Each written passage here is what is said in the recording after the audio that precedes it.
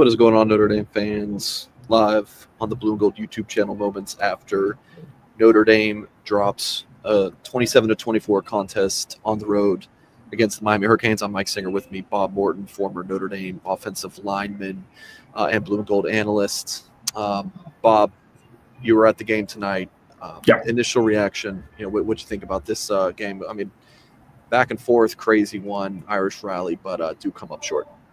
Yeah, I think that there's a lot to take out of this game. I think there's a lot that the film's really going to show you. I think a lot of potential for where this team can be, by the end of the season. I still think there's everything out in front of this team, but not the way you want to start, right? Especially when you realize that you've got the kind of quarterback that we thought we did.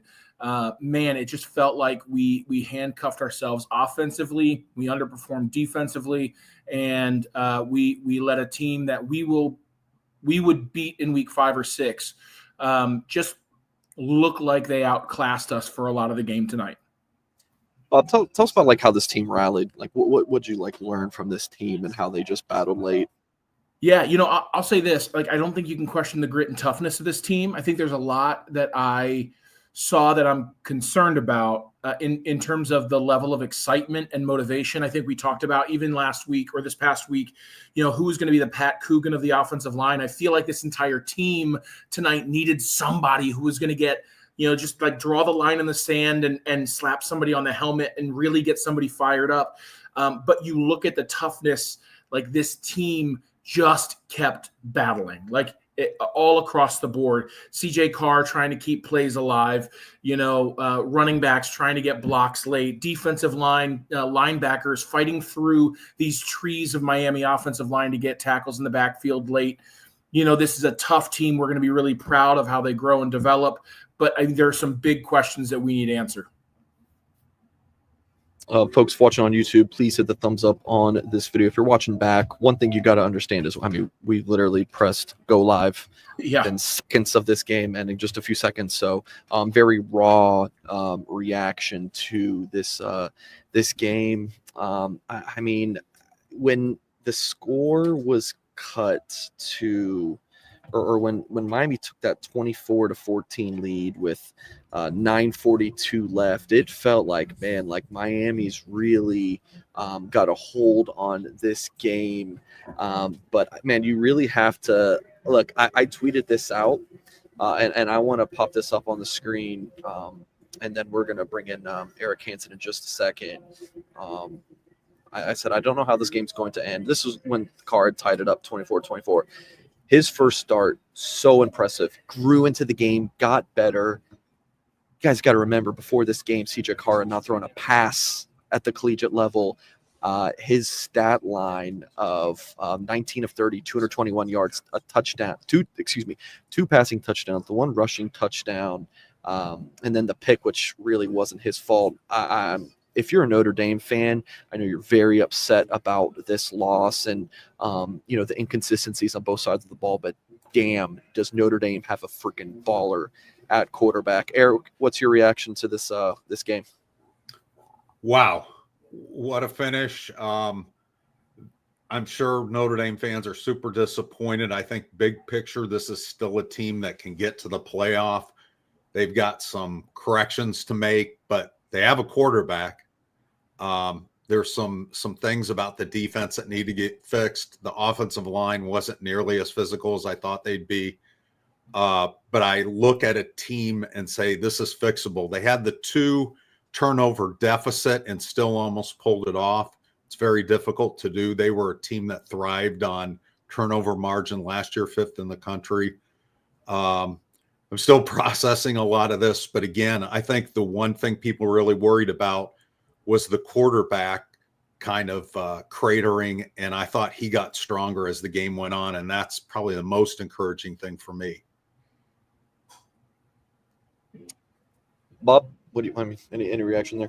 Yeah, I think you look at, I think there's so many people who are saying the same thing we're all thinking, where was Jeremiah Love, or where was Jadarian Price? Where was the running game that we were expecting to see? Let's be honest, right? This is just how I feel. I haven't had a chance to watch the playback, but it just felt like the offensive line wasn't ready for this to be a run dominant team.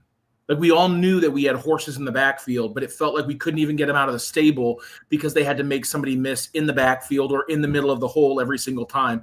The best runs we had for 3 quarters, that's not true, the Jadarian Price drive, but most of the runs that we had, we were creating a little sliver of a crease that our running backs had to make great moves just to get 3 or 4 yards. It just never felt like we could really get them going downhill. And that's on the offensive line, like just through and through.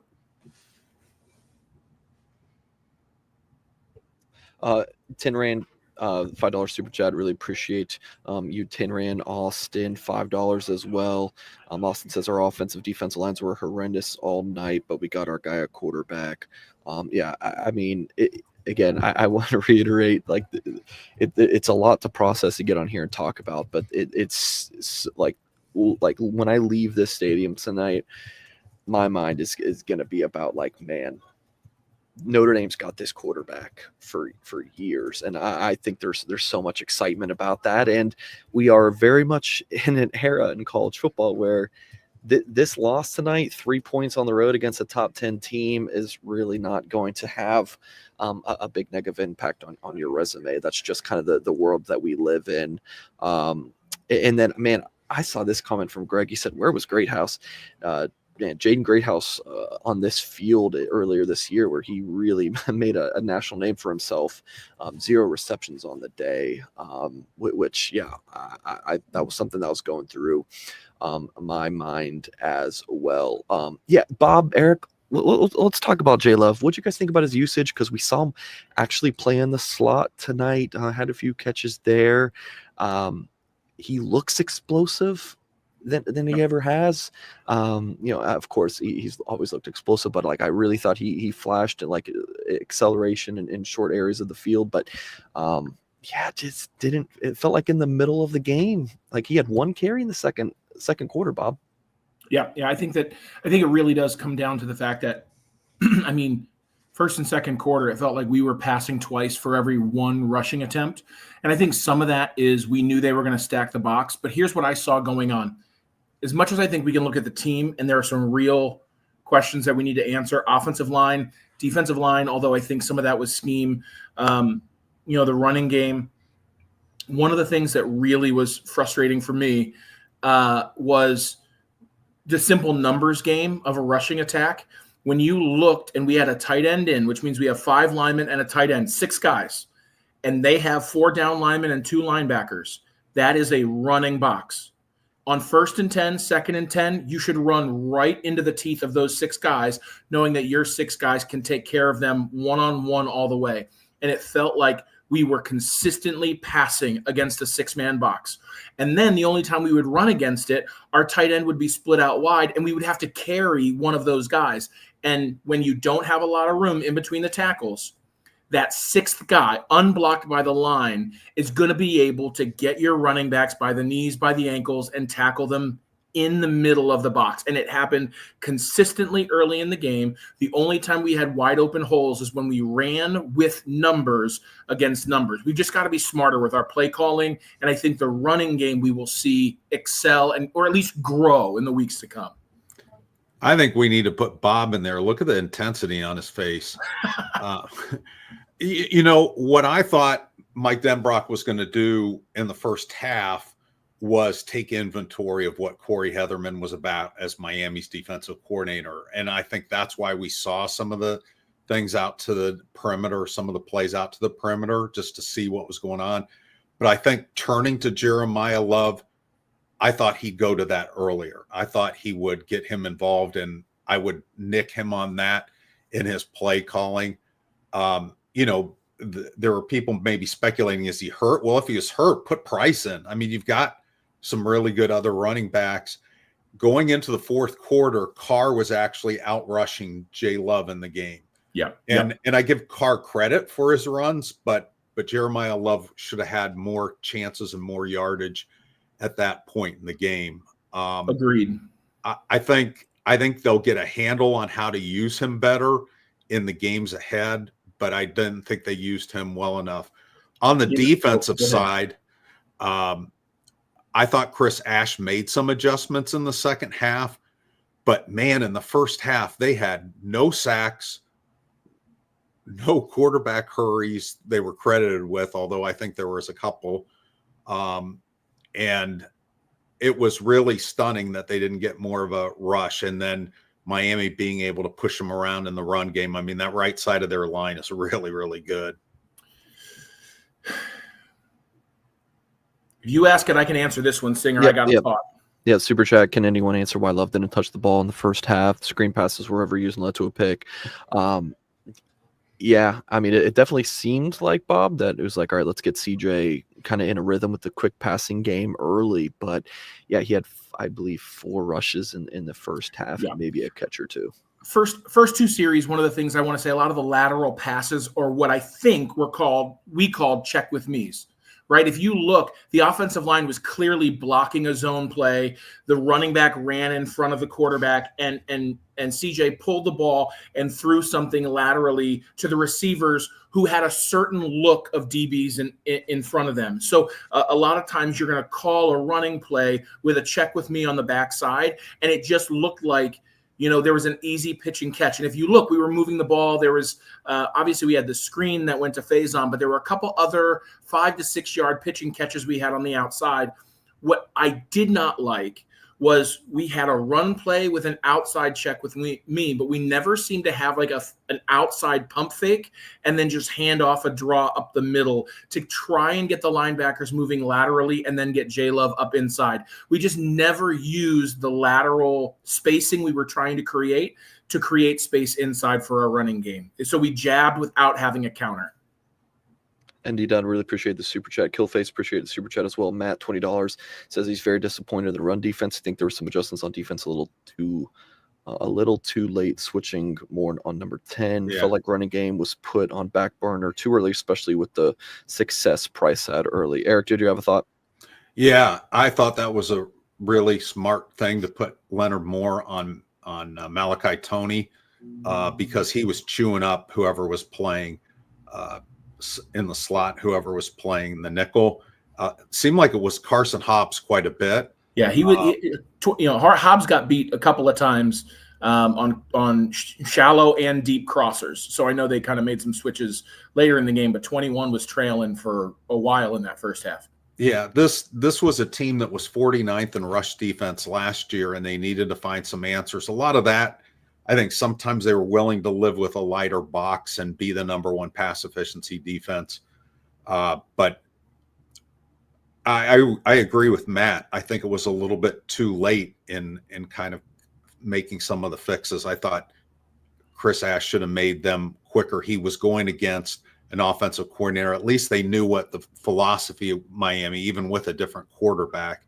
And I don't think they adjusted quickly enough with that. Fletcher was a handful, though, that big back for Miami. Yeah, well, and my point that Matt's saying here with the running game put on the back burner too early, it felt like it started on the back burner. You know what I mean? It just felt like it was a secondary thought.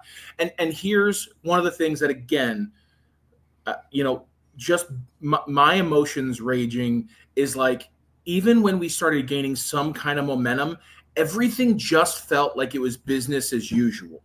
Right? Like anytime we got a first down, there was no swagger. Anytime we made somebody miss, like the only swagger we had all game is J-Love hurdled another guy, which I would love to see him do something other than go into the air.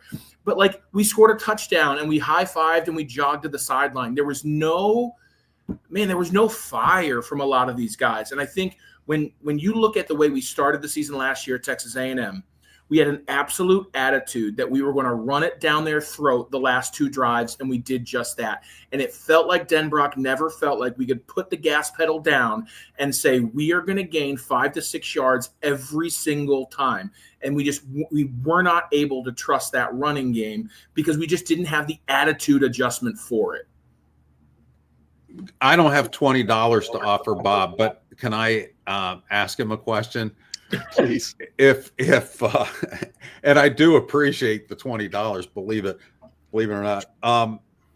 If Notre Dame had won this game, let's say that the Miami kicker misses that field goal and Notre Dame wins in overtime, would you still be pretty upset? Would you be this upset, or would you say, well, they fixed it, they ended up winning? Because to me, I think I think if they had won, I still think there is reason to not be concerned, but reason to say there needs to be some urgency in getting some of these things fixed, because Texas A&M isn't a pushover.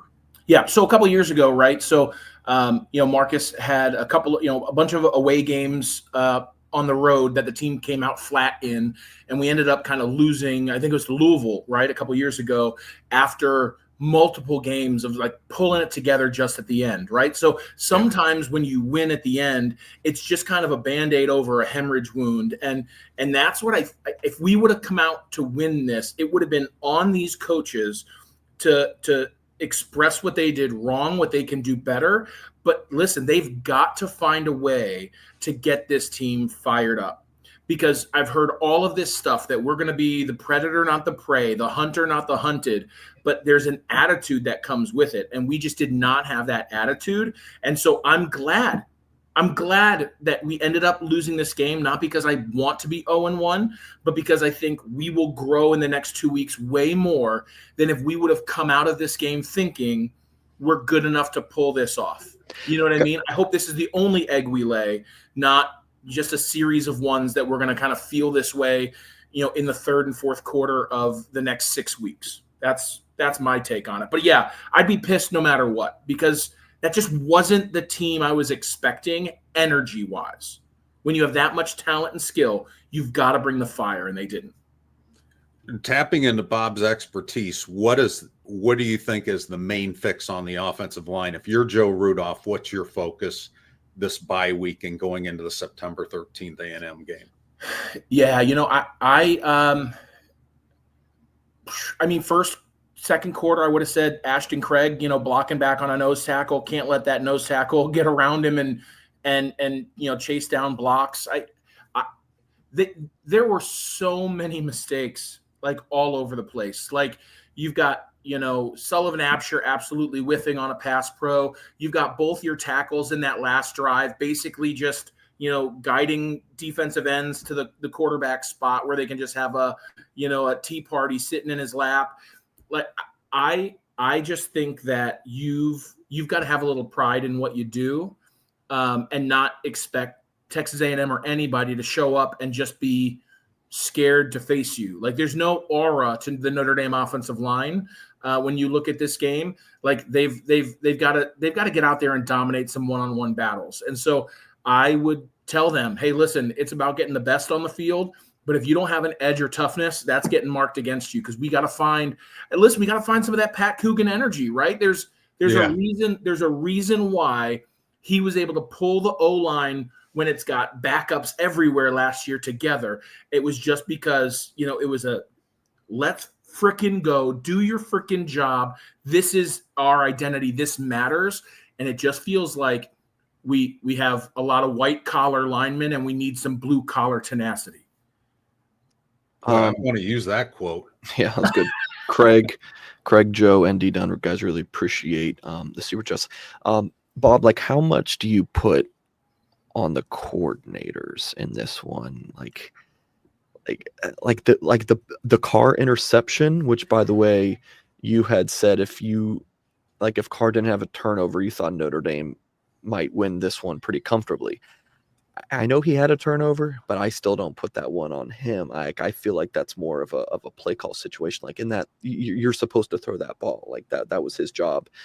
Even if he was about to release it and it was like, I'm not sure if this is the right.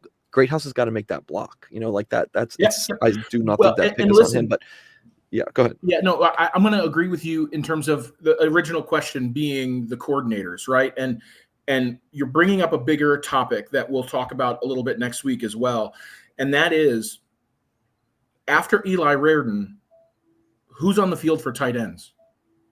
Like you're on the 3-yard line. I think he was the only tight end who played. They did not play any 12 personnel. I didn't see another tight end. You're on the 3-yard line and you've got pencil neck receivers. I love them, but go catch the ball. You got pencil neck receivers on the end trying to set the edge, getting absolutely blown up, giving up penetration where our running backs are getting hit in the backfield. Then you have Jaden Greathouse, who is absent as a receiver for almost the entire game, not getting the job done on the outside and blocking. So, like, listen, like, yeah, it's it's all together, right? Like, can these receivers block and they just didn't tonight? Well, then you got to be chewing their ass out tomorrow.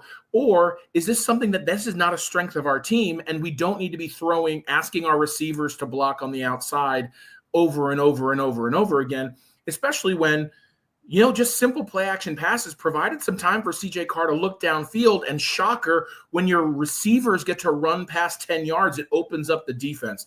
I think Denbrock did not just coach's best game. This is one of the worst since he's been back at Notre Dame. And Chris Ash, it's a little too early to tell for me, but because I don't know what his defensive identity is. And maybe that's enough of a criticism coming from me right now, is that here I am at the end of game one, and I have no idea what Ash's identity is or is supposed to be. There's no energy. There's nothing that we did super well. The thing that I thought we were set up to do really well is go man 70% of the time. And then all in the first quarter, we're throwing back in zone. And I felt like that played into the hands of an experienced quarterback like Carson Beck. I wanted to follow up with one thing with Bob. What would you think about the concept of Will Black being a jumbo tight end until you got Cooper Flanagan back when you needed those power formations, a big 6'7" athletic kid that did play tight end at one point in his career? Yeah, listen, I'm going to say this. Number one, if there's no concern about playing him, more than 4 games, absolutely. I would also say when you've got a sixth man on your offensive line who's 6'8" in Sullivan Absher, there's no dadgum reason that he shouldn't be lined up right next to one of our tackles to set the edge. Like Eli Raridon, every single one of us knows he's a receiving tight end. Does he block? Yes. Does he do it pretty well? Absolutely. Is he a dominating blocker to block a 270-pound defensive end? No. So go ahead and put some beef up there and learn how to run at the goal line.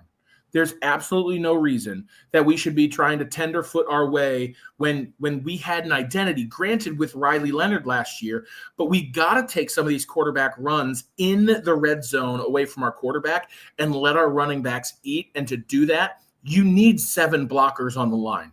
And so I don't care where they come from. I don't care if they're backup guards, tackles, pull me out of the daggum press box. Like, you've got to find a way to get guys and get beef on the line to let the running backs get at least a 4-step head start before they get contact made against them.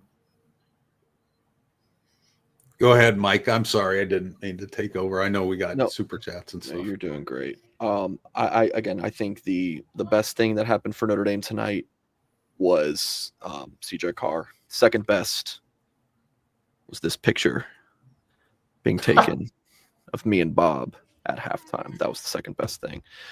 Moving along, ND Dunn, really appreciate Super Chat. He says our quarterback had almost as many carries as our All-American running back. Michael Crawley said loves Carr's first games. Defensively, step up, create turnovers. What would you contribute to the lack of explosiveness on defense? Bob, do you have a quick thought on this?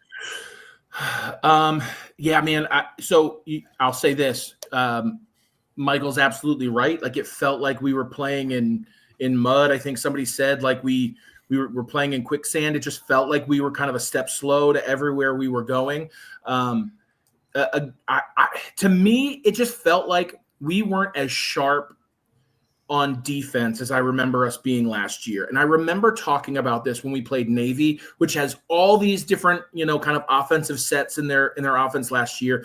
And the minute they shifted to something, we were right where we needed to be. And we were so prepared.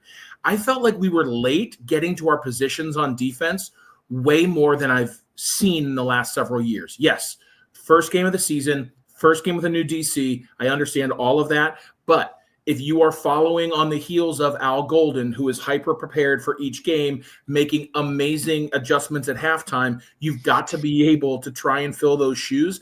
And it didn't feel like we as a defense were prepared and we didn't allow ourselves to be as aggressive at the snap of the ball. Maybe I'm wrong. I mean, I did say I felt like we weren't stopping the run really well, but we'd only given up 20 yards in the half, and I had to rescind that and be like, you know what, we're doing okay. I need to watch the film to really understand what was going on with our defense, but it just didn't feel like we were really turned loose and aggressive to go make a play. I don't think Adon Schuler had one of his better games. Nope. especially on Stroman that had touchdown. 9 tackles, and some of those were on receptions, but I thought Stroman was more active. And it was interesting they had Tay Johnson in on that last drive. Okay. Super chat from again Michael Crawley, appreciate you. Timothy had a $10 super chat, and then Timothy, if you guys ever post a super chat and you forget to have your comment like Timothy did, just I'll look for you. But Timothy dropped then 20, so I really appreciate it. Timothy says the only 2 players in the defense I saw with energy was Stroman and Moore.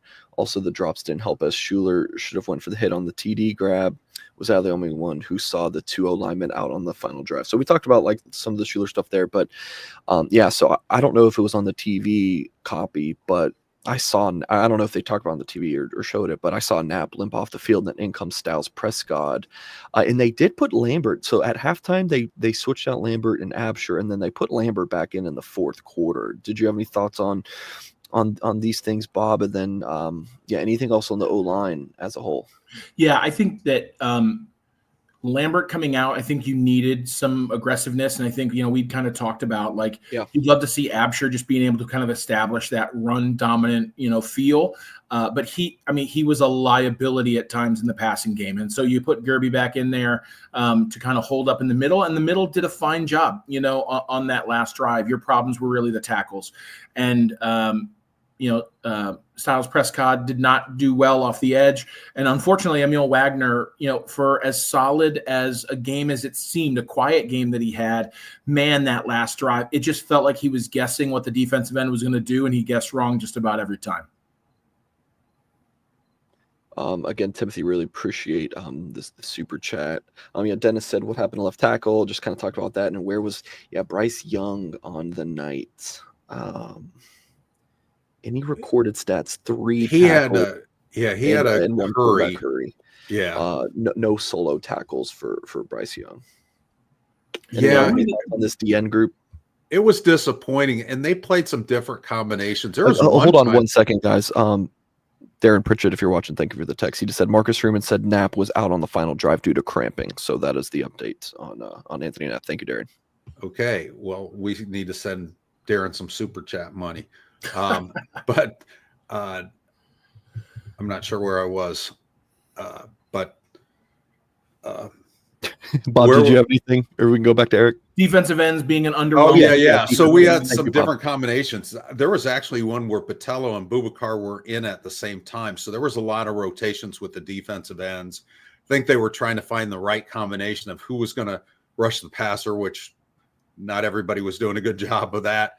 And then who were going to be the run stoppers, especially on some of those 3rd and shorts. I saw Junior Tuihalamaka in there a lot. I saw Burnham in there a lot.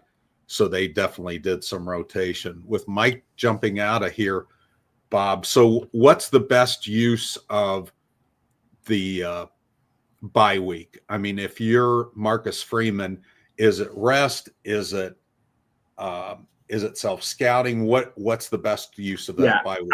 You're not in a place where you need rest. Listen, it's one thing of where, week 13 of the season, and you need to seriously consider if we getting people healthy. This team's as healthy as they're going to get. I really think that it's about self-scouting. I think it's about attitude kind of adjustment. And I think that you've got to find some way to carry the team emotionally to get ready for Texas A&M, because you made this game close.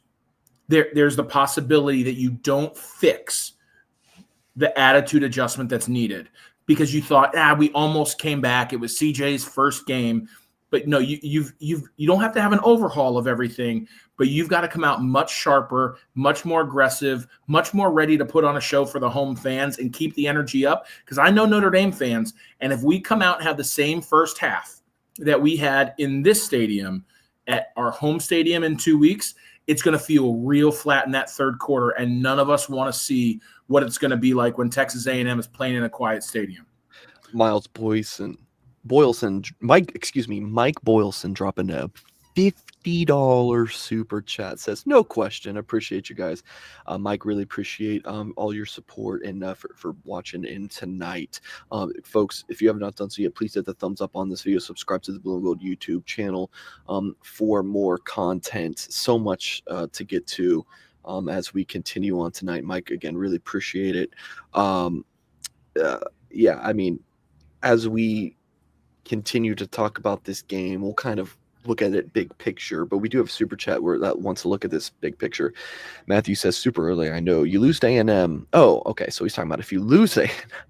I did not read this fully. Are our playoffs hope done with how weak our schedule is on the back end if you lose to A&M?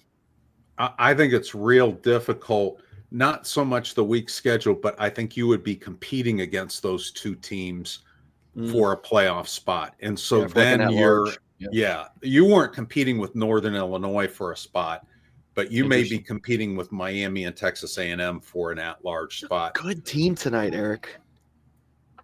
Yeah. It was a good team. Yeah, Miami was good. Yep. I can see them in the 18th straight home opening win at Hard Rock.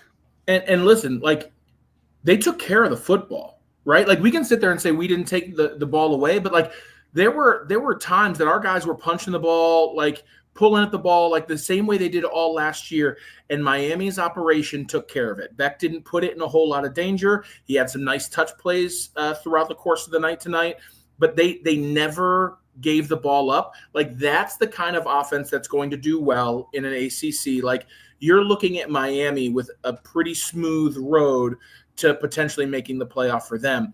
I went into this game thinking we've got to go 1-1 in the first 3 weeks. We have to. And so, long story short, Matthew, if we lose to Texas A&M, are our playoff hopes dead? Maybe mathematically they're not, but I think they are. I think that we have everything to play for week 3. If not, it's going to be very hard to keep our fan base and even our team driven to try and make some magic, knowing that we don't have another big payoff later in the year the way we would need to get in. We don't think we do. Sometimes team surprises. Pitt could be better than we think, but on paper, no, there is not one. Yeah. $2 super chat from Colby. What do you guys think about Carr's moxie? I mean, I was thinking about this. Was Carr Notre Dame's best offensive player today? Bob? Like, was he just maybe Fields, Raritan was so up and down. Jay Love made Fields was even up and down. I mean, he had the fumble. Like, but was Carr Notre Dame's best player, Bob? Yeah, I don't think it's close, right? I mean, like, anybody who made a play had plays that they left on the field too, right? Like, for as much as Raritan did, he also had 2-3 drops, that could have kept drives moving and stuff like that. I think, what you'd like, right, is you'd like for his first touchdown to not be a run for your life touchdown, but you're happy to see it. And then you'd like somehow to not have I was going to say roughing the passer, but 2 intentional groundings. But again, like, he's literally, by the time he plants his foot, he's running for his life. And maybe with a little more experience, he's able to, scoot the hips and try and get it closer to a receiver instead of throwing it out of bounds on that one. But I think in his first game, he's arguably one of the better quarterbacks we saw across the country, not in terms of just what he did, but in terms of the numbers. Like, there were so many underperforming quarterbacks. His game stacked up around the country. We just didn't have – I mean, I thought our offensive studs would be able to kind of run up and down the field, and we wouldn't be, stopped easily. We didn't come to play with our quarterback, if I'm honest, and kind of critiquing what I said earlier this week. We didn't come to play with our quarterback. And, you're going to see different kinds of matchups and different strengths and weaknesses. Texas A&M last year had a killer defensive line. Yeah. That's their weakness this year. They're really good in the back end of their defense, but they're not proven up front. So that'll be interesting matchup for Notre Dame to see if they can they need to make leaps against that kind of defense. Lewis with the $5 super chat and said Ash played man and rushed 4 all game long. Needed more blitzes up the middle. Yeah, I mean, he definitely brought some blitzes, but I feel like it was besides Traore get some pressure here and there, it was a lot of what we saw last year with Notre Dame just really not able to get pressure with 4. Well, it was super interesting. He played some zone too, and Carson Beck seemed to have an easier time with the zone. Yep, totally agree. I also think one of the things that I saw with the pressure that we did bring, man, it just felt like we didn't know where our feet were. Like there was a couple of times that we brought multiple linebackers into the middle, and when you're blitzing linebackers in the A gaps, but there's no space between them, it's really easy for them to essentially be in the same line, the same lane, and they can be blocked by one person. And so we brought pressure, but we couldn't get home because we weren't like lane consistent with our blitz. And so Carson Beck just had to like step to the left or one to the right, and he had time to get rid of the ball. It just seemed like we were a team that blitzed, but we weren't really committed to the blitzes that we brought forward. And I mean, that's got to be coached down. That's an intensity thing that you've got to bring. When you bring pressure, you've got to think you're going to get home. John Amberg, $10 super chat. John, if you added anything else, I have not seen it. John, I'll be looking for you, and I really appreciate the $10 super chat. Bobby said, "Where has Bob been my whole life?" I've been right here waiting for you to find me, Bobby. Fantastic get for the channel. Completely agree. Bob, you're absolutely bringing it tonight. Again, John, appreciate the $10 super chat. Michael Crawley said, taking a step back as best as you can, do you feel this is a team that can still compete at the highest level this year? I mean, the thing about it, and I know I just keep going back to the Carr thing, he's only going to get better. Yeah, that's the thing. He's only going to get better, Eric. Go ahead, Eric. Yeah, that's exactly what I was thinking. I'm thinking this is a warm-up. I think you're going to see him get better each week. And that's the most encouraging thing. Now, can he make up, like Brady Quinn made up for a lot of, no offense, Bob, made up for a lot of deficiencies on the teams that he played for in 2005 and 2006. Can CJ Carr do that until they grow up? Because eventually they're going to have to grow up. You can't play that game all year, but you can maybe in September and him take over. But when you get in the playoff, you better be a complete team. And I still think this is a playoff team. Yeah, I do think that this is a team that is not derailed by a 3-point loss to what I think will end up being a top 10 team at the end of the year. I think the playoff is still out there. And I think that everything that we saw is answerable over the course of a season, right? You don't know what deficiencies you have until you're exploited by another team, right? And we answered a lot when Coach Freeman met with NIU's coach, last year, and we changed a lot of what we did. And all of a sudden, like, we answered some of those questions that we didn't know we could answer. So I think all of that's ahead for this team.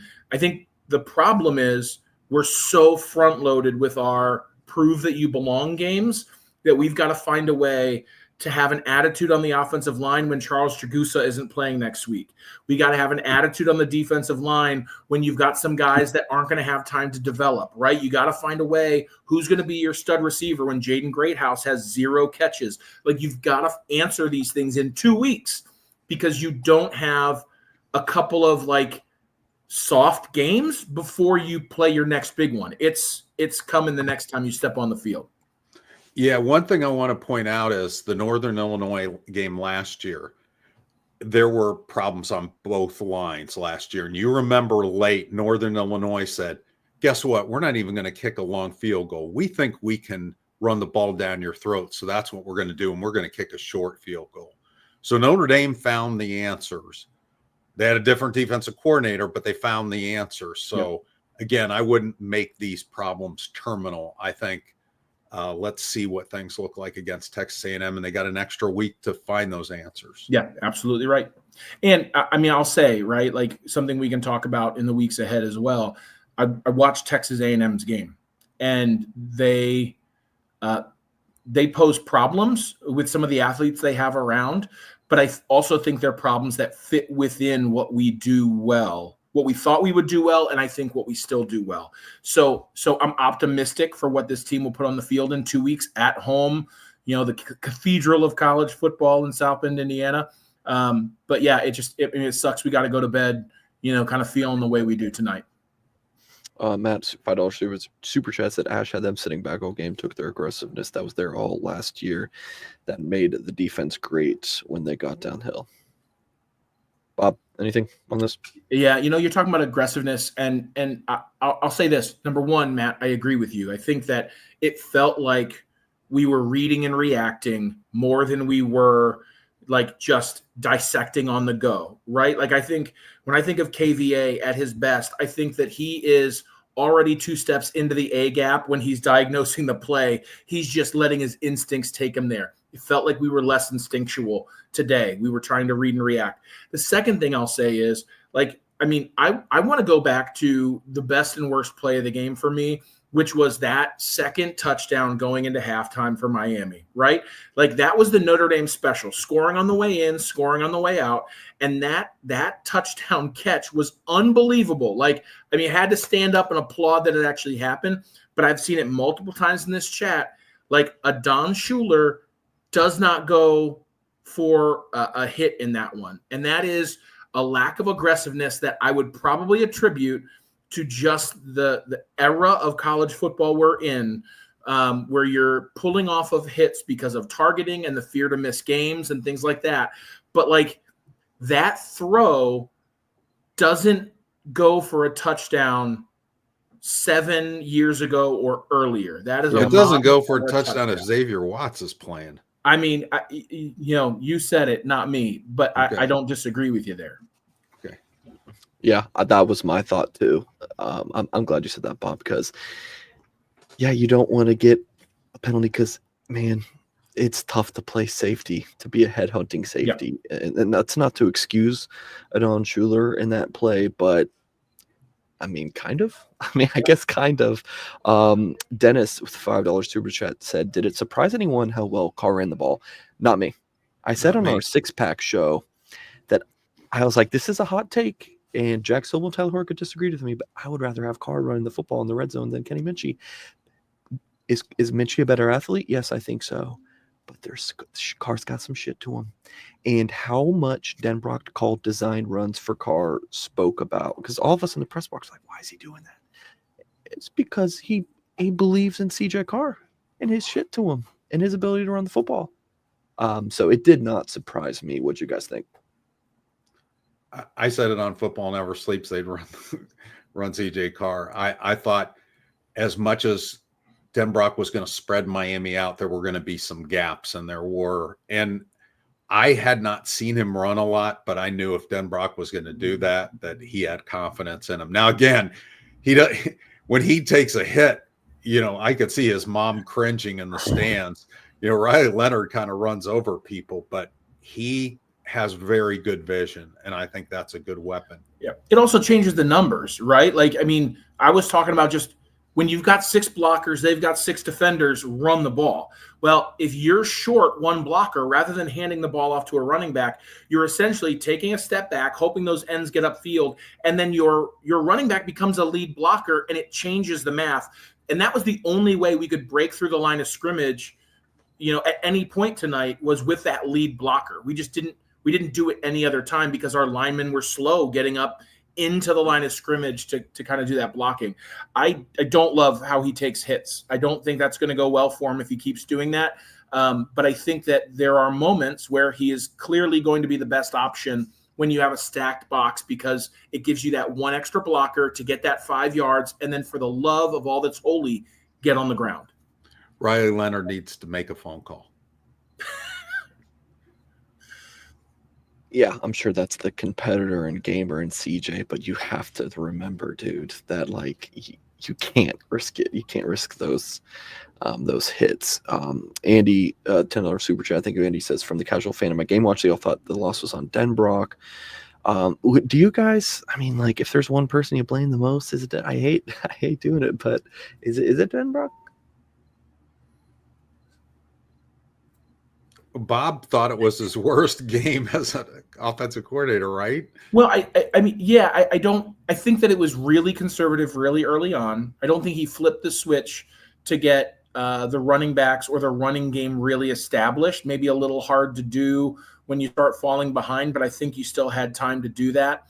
I don't think it was the poor call that led to the first fumble. I think Malachi, he's under pressure there, but his hands, he should get that. And if you can get a yard, great. If not, hit the ground. He dropped that. but I just didn't feel like each call was leading to the next one until late in the game. And so what I saw in the late third and fourth quarter is that this offense has a chance to be explosive. But I do feel like we were a little tentative with getting to that explosive part, and we just kind of were too much in a hole to be able to dig out. Like, we needed several more minutes, for us to go and march down the field and have the time at the end of the game. And we just didn't do that because Carson Beck did it to me. Miami was moving the ball, and they were chewing up clock, and we scored explosively at the end. Right. So I think that, if Denbrock had a chance to do things differently, he would. I think he takes a percentage of this on him. I don't know that I can take the responsibility off of the offensive line just because of who I am. Again, maybe they had a better game that I'll see on the playback, but I think that there's a lot of play calls that we would have been much happier with if the plays were blocked correctly. You gave me a great filibuster to do my thinking. I do think Denbrock deserves some of the finger pointing, but I think Chris Ash's game plan was much slower to evolve and was less convincing to evolve. I think they got some things fixed, but he needs, and Al Golden's reentry back into college football was a little rude. If we think about his 2022, some of the things. Remember the blitz from the parking lot against Ohio State, the two safeties and so forth. We'll see how much he learns from this game, but I thought his game plan was slower to evolve and less convincing to evolve. Eric, how much longer do we have you for? Whenever you want to kick me out, you can. I'm going to kick you out now because we got a handful of super chats to get to. So, okay. Eric, I'll let you go to get to writing, sir. Sounds good. I appreciate you joining us tonight, Eric. Take care. Eric, later, Ronnie. Absolute legend. He was going to be in for 20 or 30 minutes, and he was here for 45. That guy is the absolute best. Andy, really appreciate again that $10 super chat. Matthew, if you had to put L on, man, Bob, this is the hot seat. This job that you have right here, doing this post game show, it's just hot seat time. You gotta answer some tough questions. To put an L on a position group, are you putting it on the O line? Like Matthew says, would you agree? Listen, this is what I'll say. Like I loved playing. This is my go-to talking point when people ask me what position I played. I played center, right? I was in the offensive line. I played center. The play didn't start unless I wanted it to. You know what I mean? Like, it doesn't start until I snap the ball. And every other position group, right, has a responsive nature to it. Receivers can't do their receiving job if we don't throw the ball to them. Running backs can't get started running the ball if we don't provide protection to get them going. The quarterback can't sit in the pocket if it's not there. The only part of the offense that does not have a responsive element is the offensive line. They did not set the standard for Notre Dame football this game, right? Everybody thought we're going to be a run-dominant team. We've got all these guys that should have been starting last year that are coming in. I thought this was one of the strongest O-line groups that we've seen at Notre Dame in a long time. And while this wasn't a complete egg laid, I think a true offensive lineman is taking responsibility to say, like, there was nothing about tonight that did not go well, that didn't have something to do with us. And so we have to start the solution because we're the beginning part of this problem. So every position group has responsibility to take. But as an O-lineman, I think the O-line has to take the first share of that on themselves. Yeah. Yeah. I mean, if you were to say second, man, is it the D-line, like the interior D-line maybe didn't have the strongest game? Like Notre Dame just lost in the trenches. They lost in the trenches. And I think that Miami is going to be a team that has success because of their work in the trenches overall. But I don't think that we can be successful and have the kind of success that we want to have long-standing throughout the course of the season if we are going to lose trench battles. Make no mistake. I think A&M has a game next week, but Elko is preparing his speech for 2 weeks in South Bend when he's going to talk about we are a tougher team than Notre Dame. And so they plan on running and winning in the trenches. And so we are going to have to fix some of those questions. And with the D-line, I don't know, right? So I'm an O-lineman. For me, I'm the responsibility to start every play. As a D-lineman, sometimes it can be game planning. One of the things that I saw is we were trying, when we gave up kind of gash runs, we had some light in the haunches guys in the game sometimes because we were trying to find a way to get pressure on Carson Beck. And those were the moments that they just handed it off and seemed like they were able to really push the pile. And so D-line struggled, but was that some game plan? I don't know. I don't want to be too quick to just offload it on Chris Ash. It wasn't an inspirational first game from our DC. Former Notre Dame offensive lineman Bob Morton talking about Notre Dame's 27-24 loss against Miami. Folks, please hit the thumbs up on this video. Subscribe to the Blue and Gold YouTube channel for so much more content. We'll be live tomorrow. It's looking like 6 p.m. Eastern time with Robbie Toma, and then Bob and I will be back again on Tuesday night. But continuing through the Super Chats, Timothy calling up a pass on 2nd and 2 is just So this is actually one of the things that CJ Carr talked about in his post-game presser, right? Yeah, that was a run pass option. The look was actually there to hand it off to Jeremiah Love, and he pulled it. And so we can say, well, we shouldn't even have a pass option. But in that type of scenario, when you call an RPO, I think everybody is assuming you're handing that run off unless you get a certain specific look. Well, listen, all of us who are watching that game know that CJ Carr did not get the look that he should have thrown that pass out there too. Yeah. So he's going to take that. He's going to grow. He's going to learn from that. Yeah, I thought that was not an RPO. So my take and thought earlier was obviously incorrect with this information. So yeah, Timothy, appreciate the super chat and comment. Matthew, what is Freeman going to say in the presser about Love not being I don't know. Matthew, I don't know what Freeman said in the presser other than that Anthony Knapp went off with the limp, but it just was cramps. We just talked about the 2nd and 2, but Matthew, appreciate the super chat. Super chat here. Go Irish, beat Aggies. Yeah. Bye week. Yep, we'll turn the page and get there eventually. I'm not quite there yet. I think that go Irish, learn from this. Go Irish, like back to the drawing board. Go Irish, like get healthy and find your leadership. And then when the team turns the page on Tuesday or Wednesday and gets back on the practice field, then we're going to start focusing on Texas A&M again. Yep. Super chat from Jimmy says appreciate the breakdown. Looking the positives going forward, and there's definitely some positives. I just look.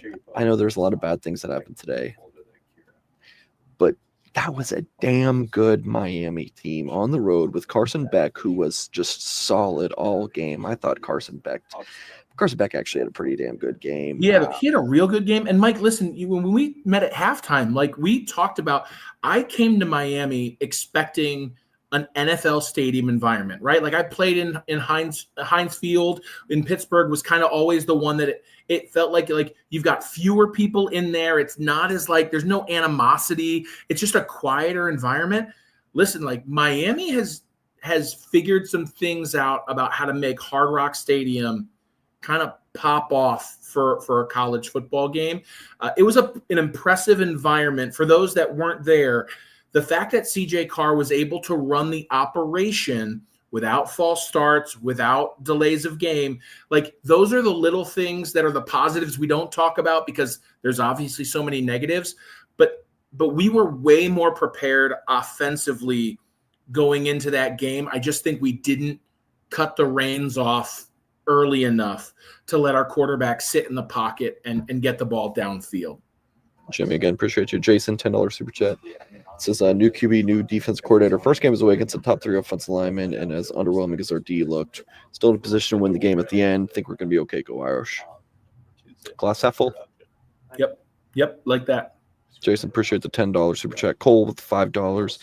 And then Cole, I see your next super chat. You said, Bob, everything we were told in the offseason was a lie. I mean, what was a lie? I don't know. Well, no, listen, I'll respond to this just because like I saw this in the side and I was thinking about it, right? Like I look at the things that I was specifically excited about. I was excited about, our linebackers being downhill, and our linebackers weren't downhill. And I was expecting our defensive line to rotate guys in and really have an impact and energy off the edge. And I don't really feel like I saw that. I thought we were going to have lockdown DBs, and it felt like we had some DBs that were, and this isn't just Christian Gray. Like, we had guys that were trailing their guys by a step or two. It was not what we grew accustomed to last year. We were expecting the O-line to be like, there were a lot of expectations. And Cole, I'll agree with you. A lot of those expectations were kind of set for us by what we were hearing coming out of spring and fall camp. But I think that, sometimes it's not reading the press clippings, when it's the first game of the season. Sometimes you think that you smell like roses and you realize that you need to go take a shower. And I think some of our guys, some of our position groups are going to look at this film and realize this is not the guy they want to be on camera. And then we're going to see, I think, the toughness that we saw throughout the entire game come into play as these guys dedicate themselves to the craft. So understand your frustration. But I mean, these guys have to have an opportunity to come out in 2 weeks and be better. And I think that if, what Marcus has done over the last several years shows us anything, they will. Cole, I really appreciate it. Tyler said, Singer, how excited about Carr for the next 2-3 years? We're good this year and pumped for the season. I mean, yeah, 1930, 221. I mean, just poised. There was the one we threw the ball away when he felt some pressure, and it was the intentional grounding. And otherwise, dude, I would rather have someone back there who you gotta tell to slide than someone who isn't willing to take that. Does that make sense, Bob? Like, he's just a dog. He's a dog back there, poised, ready for the moment, throws the ball extremely well. I mean, his touchdown to Fields, Gilbert down here, in the end zone, I'm looking at like the ability to get outside the pocket, the designed runs, that incredible catch by Fields, like just very easy, clean, confident delivery. And again, his first ever collegiate pass was in this stadium. Bob, we were both here, right? I mean, I have a giant glass window in front of me, so it's not exactly soundproof, but it was still loud in here, and you were out in the crowd, loud. Yeah. I mean, this was against a really good defense, in a rocking environment. I mean, the Miami fans were legit tonight. He looked like that, and again, I think he's Notre Dame's best offensive player. So I think there's a ton to be excited about. I mean, the quarterback's the most important position on the field, and Notre Dame's got a really good one. I think this is going to mask some deficiencies that Notre Dame might have on offense. I was ready to come in here and lose the game because of our quarterback, right? I was ready for the game to come down to an experienced quarterback who's been there in Carson Beck and CJ Carr, who hasn't quite been there, and he made some mistakes. And while we can call the 2nd and 2 a mistake, and it is, what I loved was, I don't know, other than his first pass of the game, which was low, I don't know that he put the ball in a bad spot the entire game. Yeah, he had one that he like rolled across his body and threw a pass to Love that was almost picked, but yeah. I mean, like you had Raritan with 2 or 3 drops. You had other receivers with drops. He had the one that he kind of tried to drop in a bucket to Love that was just, I mean, that was a beautiful ball, but it was just outside. Like, to see the poise that he had in the pocket, specifically when, early in the game, they were trying to get him out of the pocket, trying to get him on the move, trying to give him space. I feel like he looked so good late in the game when he would take that 5-step drop and sit there. And once all the linemen were locked up, nobody was rushing. He had all the time in the world. He worked through progressions really well. We saw what we wanted to see out of a passer. and he throws a beautiful ball, which can't be said about every quarterback, right? So I think that we have all that we want. There are going to be some growing pains. I know he trusts his arm, but listen, they warned us that he might over-trust his arm a couple of times, and I just didn't see that today. He was controlled internally. I would have loved to have seen him let loose externally with some of the coaching and play calling, but he was controlled in this environment, which I just don't think we can say enough of, because when you have a rookie quarterback, those guys can be tough, like later in the year. Can we get through the playoffs with him with what we saw today and a year of progress? If we can get there, he's the kind of guy we want, calling signals for us. Yeah, played above what you would expect of, again, first snaps. At this level, first time throwing the football against that kind of defense. So 100% agree with you. A couple more things, Bob. Randy said, thank goodness Notre Dame is 2 weeks until the A&M game. Rest up, lick any wounds, deal with the injuries, and game plan against the Aggies. Got film on those guys. And you talked about, you were texting me during that game against UTSA. Yeah, listen, I think, number one, UTSA, before they even broke a 75-yard run to start the third quarter, were averaging 10 yards a carry against the Aggies defense. This is not the same Aggies defensive line we saw last year. Elko is amazing at creating pressures, but we are not going to see the type of run defense that we saw against Miami that can stop the run with 7 in the box. They might stack it, but I think we know that if they stack 8, 9 guys near the box, we're going to see CJ Carr be able to put the ball a little bit deeper. Offensively, I think the thing that we need to recognize is Marcel Reed is an athlete. He's a dog in the backfield as the quarterback. They've got the same running back who was great at times last year. Casey Concepcion is their speedy receiver who had a punt return for a touchdown, took a slant, 40 yards for a touchdown as well. Their quarterback can't throw it deep. He can't throw it deep. If you put pressure on him, he's not Carson Beck, who's going to be able to drop it in a window. We've got to find ways to get to him, and we've got to keep the run kind of in between the box. And my hope is that's going to play into the things that we do well, because we're going to be able to bring a little bit more pressure into the box. I feel better after watching them play against UTSA. I think obviously they probably kept some things close to their vest. That's what you do against a team like that. But to watch them kind of get dog walked in the running game by a team that didn't deserve to be on the field with them at the time, it makes me feel like we're going to have a little bit more success getting our guys established running the rock. Because if we don't, CJ Carr can be the greatest thing since sliced bread. If we can't run the football, we're not going to enjoy doing these shows at the end of games. Yeah, Notre Dame. Let's pull up the rushing stats. Let me actually look at the sack adjusted. Wait, did Carr even get sacked? Well, I mean, he had those the 3. Yeah, 3 sacks. It took a while for them to on the intentional groundings, right? So 4.7 yards per rush, sack adjusted. So yeah, a lot of that, Price and his run. But yeah, Notre Dame ran Love 10 times and Price 6 times. And then, Love got 4 touches as a receiver. So this comment here, can I please have a real explanation on why we don't use J Love? I think that when you're game planning, Michael, I think it really comes down to there are times that you force the ball to players, and then there are times you let the game kind of come to you and assume that player is going to get opportunities. I think we would all sit here and say that Jeremiah Love is somebody that you force touches to, right? I think what happened was early in the game, we felt like getting CJ Carr established was number one. And if you look at by the end of the game, we did that, but we ended up not flipping the page and saying, hey, how many touches does Jeremiah have and how do we get him more? And so we let the game dictate what we were doing in the backfield and what we were doing with the play calling. And that's just not something you can do when you've got a Heisman type player like Jeremiah Love. So that's the real explanation.